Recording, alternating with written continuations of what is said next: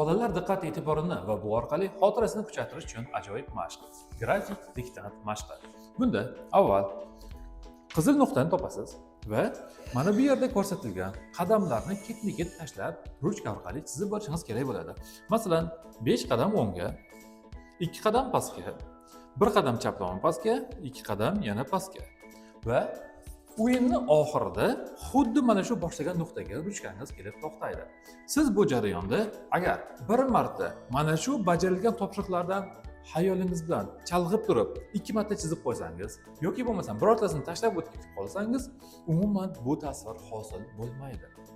Demakki, bola buni bajarish jarayonida 3, ba'zan 5 daqiqagacha diqqatini e'tibor bilan ushlab turishi zarur bo'ladi va bu orqali ularning diqqat e'tibori rivojlanadi. Shu va shunga o'xshagan mashqlarni biz alohida Telegram kanalimizga tashlab qo'yamiz.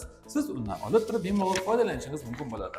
Va uni printer orqali qog'ozda chop etganingizda turli xil mana bunday shildiqurt, lola guli, kapalak va hokazo boshqa tasvirlar hosil bo'ladi. Bolalarda buni qanday qilib bajarishni esa sizga yana qo'shimcha videolarda tashlab qo'yamiz. Bizning kanalimizdan uzoqlashmang. Va hozir bo'ldi. Shildiqurt. Lekin Shildiqurt. shildiqurt to'ppa to'g'ri.